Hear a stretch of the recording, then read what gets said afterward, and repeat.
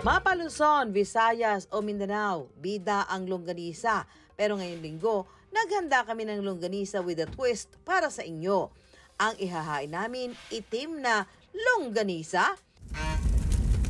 Pahinga muna tayo sa cook-off battle, mga ka-wonder. For today's video, balik culinary student ako para gumawa ng longganisa with a twist. Makakasama ko si Chef Kirkpatrick Boyser, na culinary instructor sa isang kilalang culinary school sa Pilipinas. At naging instructor ko nung nag-aral ako ng culinary course ngayong taon. Pero bago yan, kakasaka ba sa hamon ng pasarapan sa iba't ibang lugar? Ito po ang vegan. Vegan. Vegan Ano nga ba ang longganisa. longganisang vegan? May taba ba yan? May taba, may atsuete, maraming bawang. Paborito ko pala to. Masarap kinakain to, nakakamay eh. Chef, eto naman. Ito, misusa ng ating longganisa Quezon. Ito naman ang ating Alaminos longganisa. Alaminos, Pangasinan? Pangasinan. Oh. So, ang Alaminos... Ito naman malama, puro malaman. laman. Tsaka malalaman mo kung Alaminos ni Susan. Sabi nila yung toothpick, pero hindi siya yung toothpick. Gamit siya sa coconut. Yung talaga? tutusok mo siya. Para? Yun yung mag-proportion sa kanya. Yun yung magbibigay sa kanya ng shape.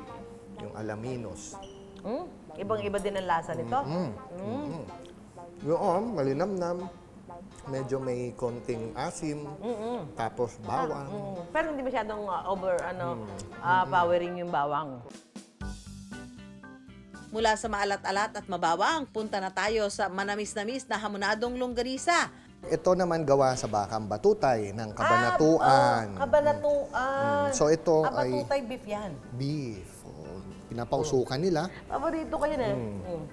Matamis-tamis din. Tamis. Pero masarap siya. Sarap siya. Naman Ito to. naman ay tinatawag nating Ba't smoke pulang-pula to? longganisa. Yung iba nilalagyan nila ng food color. Ayoko na may food Yung coloring iba, na longganisa eh. It's my turn, mga ka-wonder! Susubukan kong gumawa ng itim na longganisa sa tulong ni Chef Patrick. Wait, abangan nyo kung paano ito mangingitim. Gilingin muna natin ang karne ng baboy. Magkahalong laman at taba.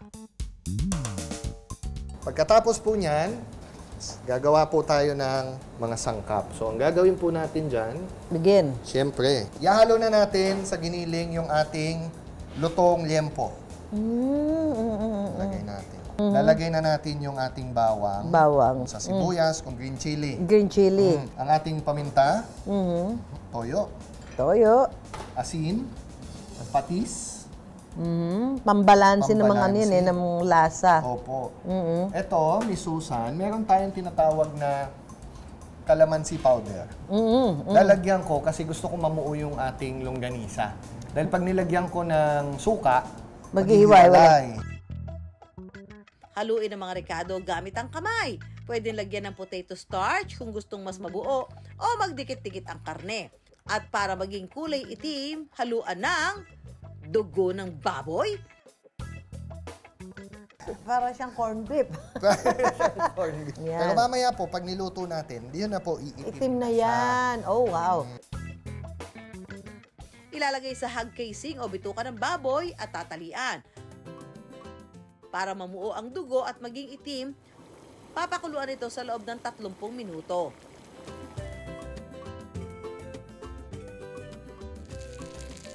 So ito, Miss Susan, pwede rin to Para siyang pang-breakfast, toasted, ano? pang-toasted, tostado. Ang Pero kagandahan dahil ng nilaga ng chef yan, di ba luto naman na siya? luto na siya. Ano lang naman natin dito, maano yung... Mangkulay, Gusto lumutong. mo yung malutong, ayan. Oh, Tsaka mas lumalabas yung lasa. yung, Oo. Handa ng ating dinuguang longganisa. Tulad ng dinuguan, bagay rin daw itong i-partner sa puto.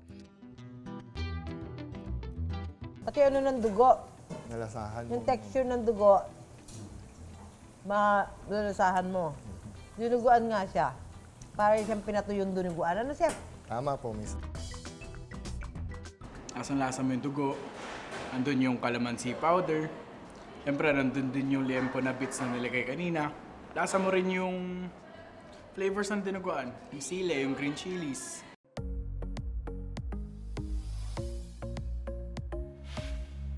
Dinuguan pa rin yung lasa niya. Masarap kasi meron siyang chunks ng mga buo-buong liempo. Nandun yung garlicky, pero malalasahan mo pa rin yung konting asim.